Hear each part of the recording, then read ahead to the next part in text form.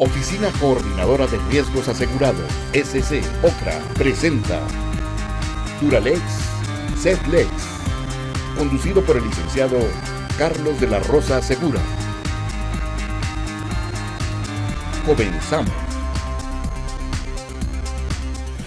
¿Qué tal, amigos televidentes? Muy buenas noches. Pues como siempre, bienvenidos a este su programa Duralex Setlex, agradeciendo el favorecimiento de su atención y a OCRA que nos permite cada viernes llegar hasta sus hogares, próximos ya a cumplir 17 años ininterrumpidos de transmisión gracias a su favorecimiento.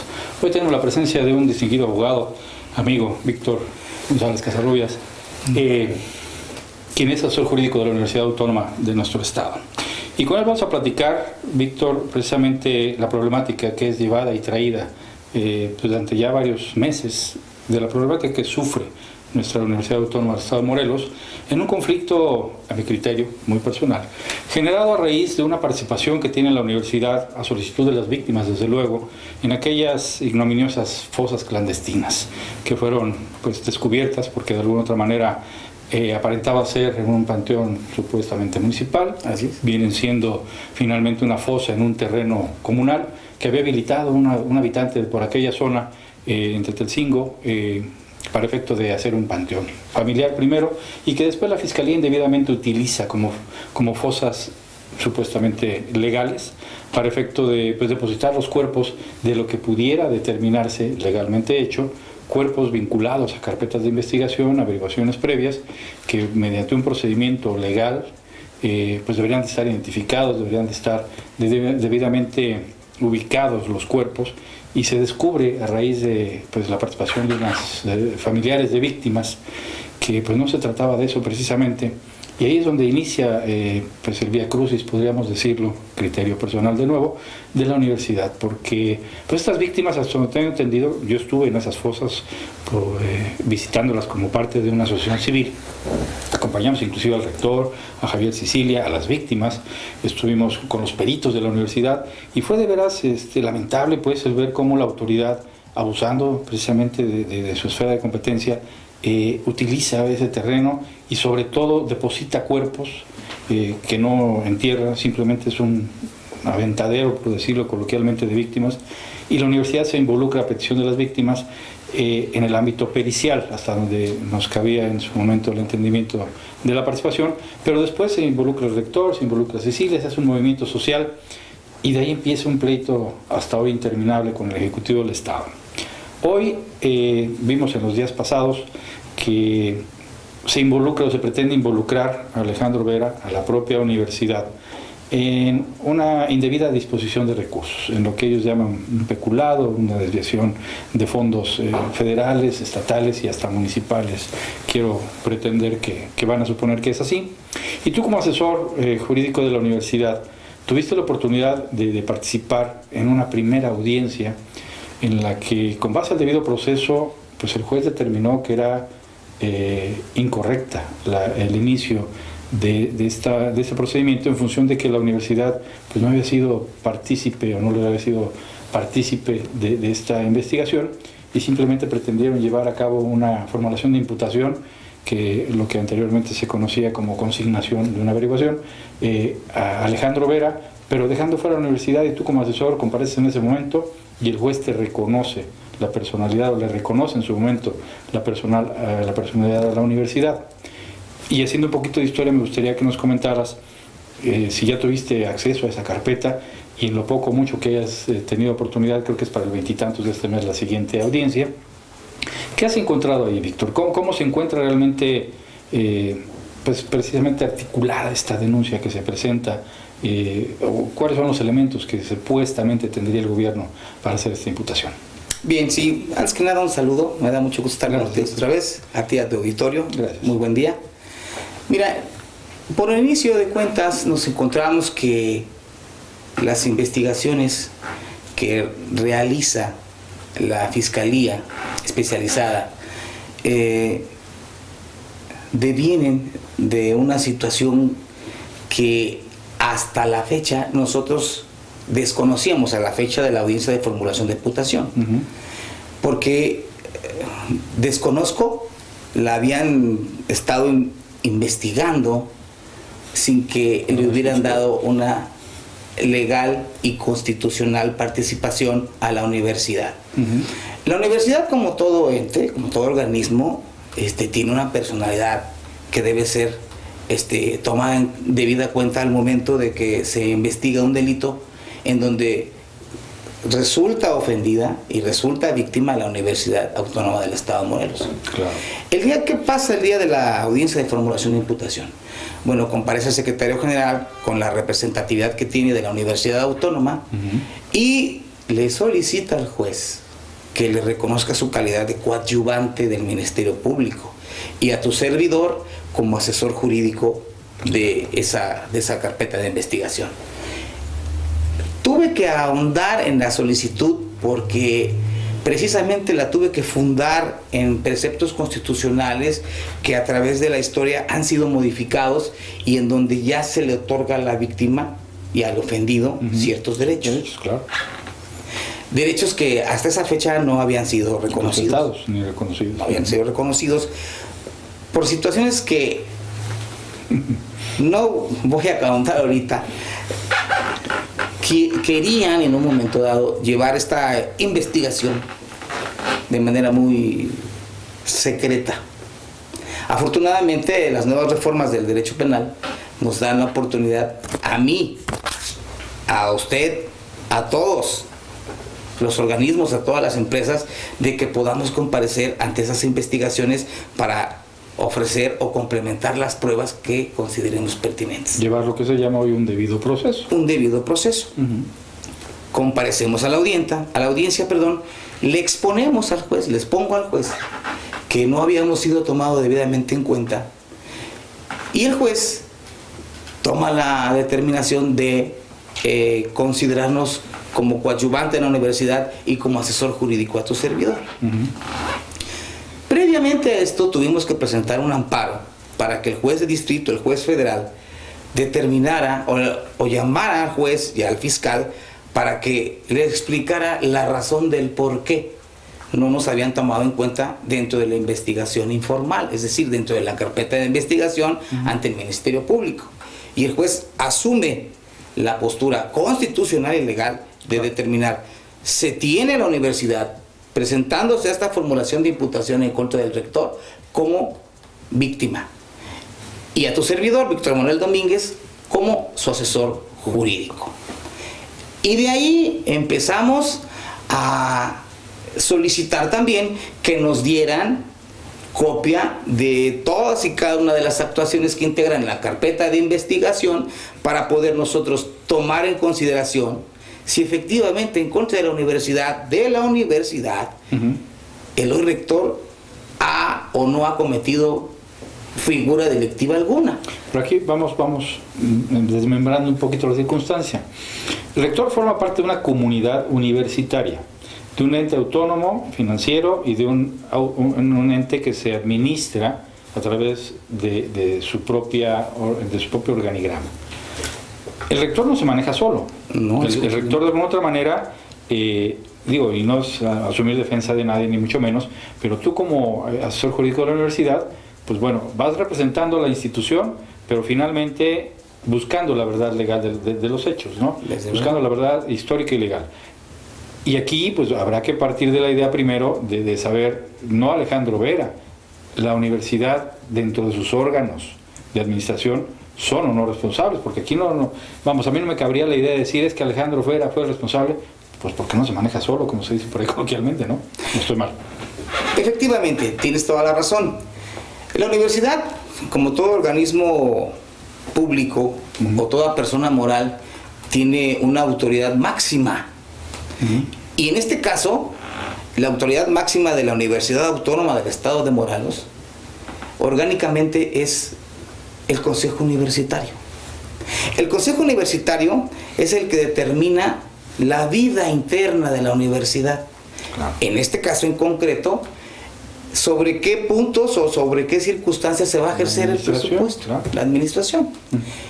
Alejandro Vera no asume actitudes que no estén debidamente aprobadas por el Consejo Universitario.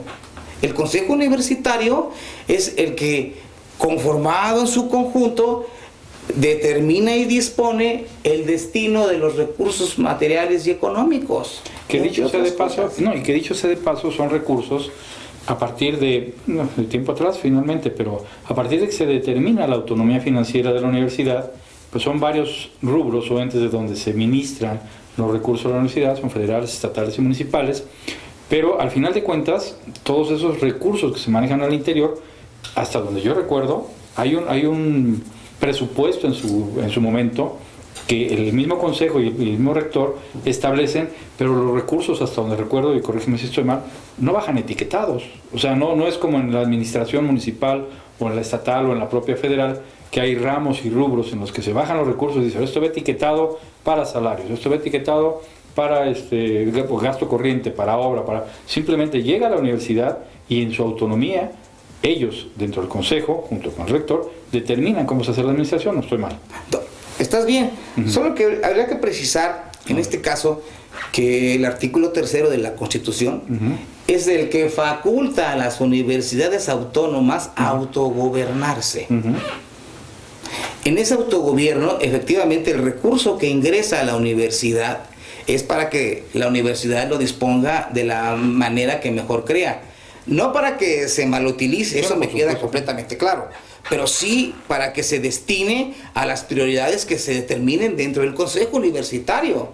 No es el rector el que dice vamos a hacer una cancha de fútbol, vamos a hacer un salón, vamos a hacer uno, no. Vamos a aumentar la matrícula, vamos a contratar personal. Es el consejo. Y el sindicato y todo el mundo que tiene que sí, y el consejo está conformado por maestros, alumnos. La propia federación, bueno, están representados todos en el consejo. Todos en el federación, consejo. Sindicatos, maestros, todo. Todos están representados ahí. O sea, las cabezas de la universidad, alumnos, profesores, sindicalizados, académicos, administrativos, esos son parte del consejo universitario. Finalmente serían los corresponsables de lo que en su momento resultara, ¿no? Sí, porque esos recursos de los que se le acusa que malversó fueron previamente autorizados por el consejo universitario. Hay otra, eso hablando de los recursos.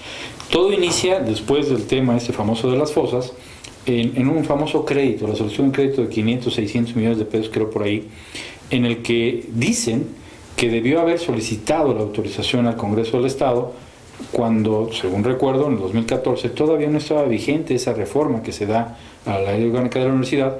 Por tanto, esa autonomía para efecto de la contratación, del compromiso pues de crear obligaciones financieras, pues dependía únicamente de la universidad sin tener que solicitar, como hoy también están iniciando o tratando de hacer nuevas reformas en las que pues están violentando de nuevo la autonomía financiera, la autonomía de la universidad y financiera también, porque finalmente se quieren meter en los recursos, ¿no? Entonces, ya ahí no entiendo cómo está la situación, pero sí viene de esos 600 primero en la carpeta, o son otros recursos. Sí, son esos recursos.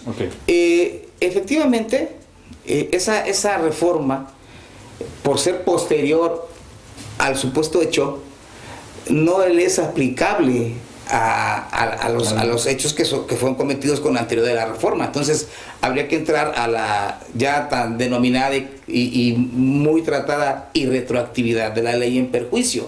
Si cuando yo cometo un hecho delictivo, en ese momento que lo cometí no se tipificaba como tal dentro de la legislación penal, una vez que ya sucedió y con posterioridad viene una reforma en donde sí se tipifique como tal, se aplica la irretroactividad para beneficio. Claro. Ahora, esta reforma pues ya lo hemos analizado en nombre propio y es una reforma a modo de perjudicar a una persona en particular.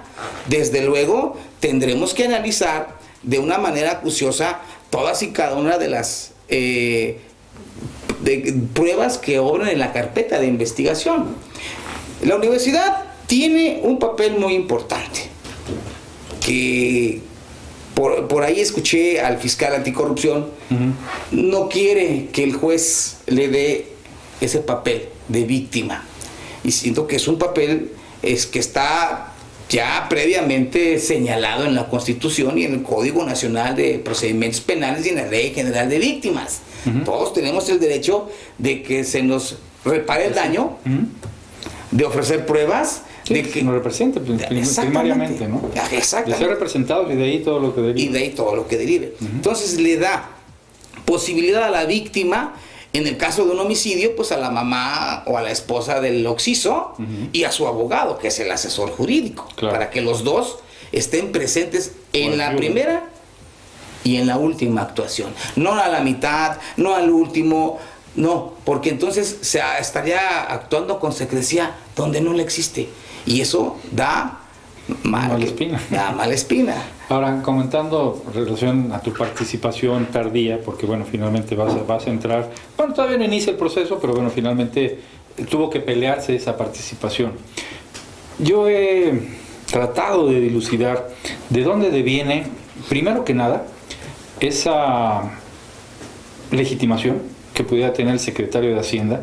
Y repito, yo no trato de asumir defensa de nadie porque, bueno, pues finalmente es un procedimiento, será la autoridad la que determine, pero sí me llama mucho la atención ese primario comentario en el sentido de la legitimación. Cómo el secretario de Hacienda primero dice, ya pagué, luego denuncia, luego dice, bueno, no he pagado, pero voy a retener recursos, hasta en tanto no me aclaren qué hicieron con el dinero. Se erige en una auditoría que no es su facultad, él no es auditor, él es un secretario administrador de Hacienda del Estado únicamente, el cual indebidamente, y lo he dicho en muchos programas, yo no entiendo cómo en la actualidad todavía, y con este tipo de gobernantes, se da la oportunidad de que sea el gobierno quien administre, porque es lo que hace, administre los fondos de todos aquellos entes que dependen de la administración pública, que no dependen del gobierno, porque son como la Universidad de Entes Autónomos, con derechos humanos, como el propio Poder Judicial, como el propio Poder Legislativo. ¿Por qué todo el dinero tiene que recaudarse por el Ejecutivo y de ahí, a bonomía de él o a gusto de él, irlo ministrando y repartiendo y vemos cuáles son los resultados y las consecuencias? Porque al final la responsabilidad en la que incurre la universidad al no hacer frente a sus compromisos, pues no le va a hacer frente al Ejecutivo, no va a ser quien responda por los daños, ¿no? Entonces, partiendo de esa idea, ¿qué opinión te merece? Primero, la legitimación de quien está actuando, a mi criterio, indebidamente, como es el secretario de Hacienda. No hay una resolución de una auditoría que haya determinado la auditoría del Estado en la que finque la responsabilidad y a partir de ahí puedan hacer una denuncia. ¿Cómo está la situación? Porque ya aquí hicieron un galimatías que ya no entendí. Efectivamente, la legitimación por parte de quien denunció los posibles hechos delictivos no tiene ninguna facultad legal para hacerlo. Y esto deviene de lo que comentabas hace unos instantes, en el sentido de que el resultado de la auditoría no ha terminado. Hay observaciones, ¿no? Se están cumpliendo. Se están cumpliendo, no, pero, pues, pero finalmente hay la auditoría. Se están cumpliendo, se están cumpliendo. Pero además, sabemos la manera en cómo se legisla para que el Estado asuma el control del poder. Y no hay más poder que el poder del dinero. El dinero, claro. Y en este caso... El que paga manda. El que paga manda. Y en este caso, los dineros son los que repercuten en este momento que no se están pagando salarios, que no se están pagando servicios, que no se están pagando deudas y que traen consecuencias tanto legales como económicas. Imagínate. Impuestos. No pagas impuestos, no pagas nómina, no pagas servicios. ¿Quién va a pagar el resultado de todo eso? Pero aquí viene una contraposición. Si a mí me dan un recurso económico para que se lo destine a alguien, ese recurso no es mío. Por supuesto. Tiene un destinatario. Desde luego. Y si lo retengo indebidamente, responsabilidad. Será mi responsabilidad en no proporcionarlo en su oportunidad a la persona a la que se me haya dado la instrucción de dárselo. Porque a partir de ahí sí viene etiquetado. Esto es para la universidad. Para mí sí está etiquetado. ¿No? Sí, no, a partir de ese momento sí. Sí. O sea, para ti universidad, no que en qué lo vas a gastar, pero es para ti recurso, universidad. No te lo doy, ¿por qué no me lo das? Exactamente. Para no dármelo, ¿no? El presupuesto que viene de la Federación para la Universidad Autónoma del Estado de Morelos y del Estado está etiquetado. Todo. Y ese presupuesto se lo das a la universidad, secretario de Hacienda. Se lo tienes que dar completito. Si lo retienes injustificada e indebidamente, hay una responsabilidad. Cuando el dinero, el recurso económico ingresa a la universidad, esta a su vez, a través de los órganos de gobierno, tendrá la facultad y posibilidad de destinarlos en las necesidades más apremiantes. De la universidad. De la universidad, desde luego, claro, porque también pudiera ser que lo destinen en cosas, en hechos que no deben de ser, no. Debe de ser para la universidad. Pero volvemos al punto de partida, y hay corresponsables, no uno solo. No nada más firme el rector, pues hay un consejo, ¿no? Es que esto es una cosa muy interesante que no han querido entender, y eso es una cosa que se le tiene que debatir en su momento, en su audiencia de vinculación a proceso al juez. ¿Quién determinó el destino de los recursos económicos? ¿Fue Alejandro Vera o fue el Consejo Universitario? Y yo te lo digo desde este momento te lo digo con razón de causa, fue el Consejo Universitario quien dijo: estos recursos se van a determinadas áreas. Y ahí se destinaron. No, se iban a destinar porque no. Bueno, los 600 sí, pero lo de ahorita sí está criminal. Lo de ahorita está criminal, y además están afectando derechos laborales. Y están bajando así como que, bueno, ahí te van otros 50. Como limosna. Ahí te van ajá. No, eso está mal. Sí. Hay trabajadores, y los trabajadores tienen familia. Y su familia, sus hijos van a las escuelas. Gente que ya no trabaja, jubilada, que pues depende de eso. Gente jubilada también que depende de sus recursos. No, los que trabajan, bueno, pues por lo menos ahí tendrán medio para hacerle, ¿no? Pero los que ya de otra manera pues están jubilados, ¿qué? Están enfermos, ¿qué? ¿No? Como dices tú, impuestos y servicios. Bueno, todo. Y los estudiantes, porque la universidad es una cuna de estudiantes, claro. Es una cuna, es donde es el crisol en donde se van a formar todos los estudiantes, los que nos van a dirigir en un momento, en un futuro determinado. A esto los están paralizando las investigaciones. Y el ejemplo sobre todo, ¿no? O sea, ¿qué ejemplo puede dar una administración a una juventud donde por un lado les cacaraqueas y les restregas ahí la beca salario para que ustedes hagan, y ustedes todo? Y la universidad. Yo te voy a hacer un comentario. Tu ex salario, o sea. En su campaña, el gobernador dijo que él prefería destinar el dinero en universidades y no en cárceles, porque era mucho mejor que los jóvenes, estando en las escuelas, dejaran de delinquir. Sí, claro. Yo le pregunto, ¿esa es la manera que se va a dejar de delinquir? Cuando le estás quitando el presupuesto a los estudiantes. Ahí se lo pongo al aire. Sí.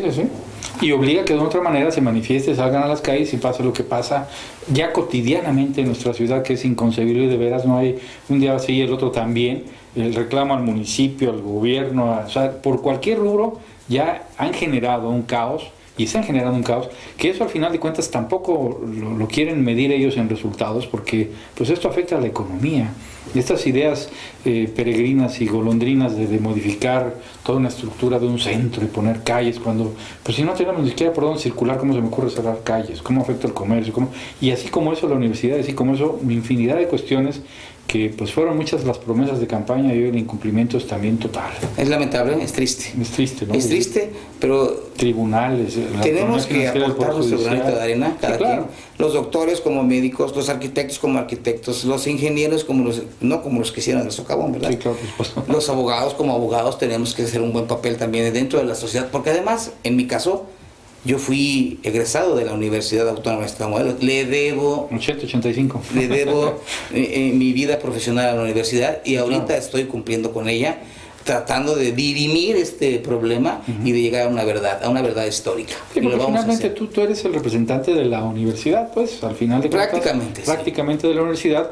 No eliges defensa del rector, no eliges defensa ni siquiera del consejo, al final de cuentas, ¿no? Tú tienes la obligación de que surja la verdad, tóquele a quien le toque, ¿no? Y en eso estamos trabajando. Y con oportunidad, si nos volvemos a ver, si me vuelves a invitar a tu programa, vamos a darle seguimiento a esto, te daré los pormenores de los resultados que nosotros tenemos respecto de la carpeta técnica, y decirte, ¿hay o no hay? O hay poquito o hay mucho. Todo depende del estudio que hagamos de manera minuciosa y contable de lo que arroje la carpeta técnica. Y de la defensa que tengas que llevar tú también de la universidad, ¿no? Porque finalmente, bueno, es ahora sí que tu compromiso primario. Sí, es mi compromiso de la universidad, desde luego que sí. Con toda la comunidad, los estudiantes, etcétera, pero finalmente es la universidad. Claro, la universidad es su conjunto. Porque yo siempre he dicho, la autonomía universitaria tiene una formalidad especial y ha sido a base de luchas desde la Universidad de San Nicolás de Hidalgo de Michoacán.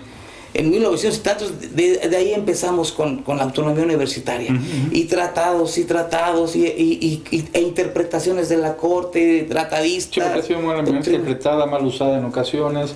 En fin, o sea, hay que entenderla, ¿no? Ha ido evolucionando, sí, pero también ha sido mal utilizada en algunos conceptos, cosas, como el fuero constitucional de los servidores públicos. Por ejemplo. O sea, es parte de lo que convenientemente utilizamos en el área y en el momento en que queremos, indebidamente, ¿no? Sí, así es. Pero bueno, Sí. finalmente está en tus manos, bueno, en la defensa y en lo que aporte, porque esa es la otra también, la seriedad y formalidad con que la autoridad aporte los elementos para la causa, porque finalmente está empezando mal, está iniciando un procedimiento viciado, no respetando el debido proceso. De entrada. De entrada, ¿no? De entrada. Para partir. No hay legitimación por parte de quien lo hace, el fiscal pues confunde la circunstancia porque se sale por la tangente diciendo, bueno, es que sí, bueno, a lo mejor esto sí, pero ya tenemos otra denuncia internacional, y ya tenemos, o sea, no es el objeto el difuminar la falla o el error, Sí. reconocerlo, enmendarlo si es que hay responsabilidad, y pues no salir de ahí con que ahora resulta que hasta internacionalmente va a estar No, y además iniciando la universidad, ¿no? estaba molesto porque así lo hizo saber en una rueda de prensa, que el juez actuó indebidamente en habernos reconocido esa personalidad, ese personamiento del juicio, porque hay un conflicto de intereses, así lo manifestó. Y yo le preguntaría, bueno, yo no estuve en la rueda de prensa, pero muchos reporteros sí, y a mí se me hubiera ocurrido preguntarle, pues, ¿a qué conflicto te refieres? ¿Y a qué intereses? Porque si dices que el representarla tú como fiscal a la universidad y darme mi derecho a mí como víctima de que comparezca a un juicio de una formulación de imputación, que es mi derecho, ¿cuál es el conflicto entonces? ¿Por qué asumes que es un conflicto cuando te pudiera ayudar a aportar pruebas que pudieran determinar la responsabilidad, o te pudiera complementar, claro, o te pudiera decir hay más, o te pudiera decir hay menos, o aquí está mal? No lo sabes. ¿Por qué determina el fiscal que hay conflicto de intereses? ¿No será que algo sabe por ahí? Algo se lo va a dar. Don Víctor, Mucho gusto, gracias por invitarme a tu programa. Gracias por estar aquí y pues comprometido al próximo, ya una vez avanzado el El día que tú me digas, el día que tenga yo te aviso. Exacto, mejor más tú cuando ya tengamos nos Claro dices, que sí. y aquí estamos presentes. Sí, ¿no? sí, cómo no. Pues gentil público, gracias por el favorecimiento de su atención, esperemos haya sido de su interés, que pasen ustedes un excelente fin de semana y hasta el próximo La Serie. Presentó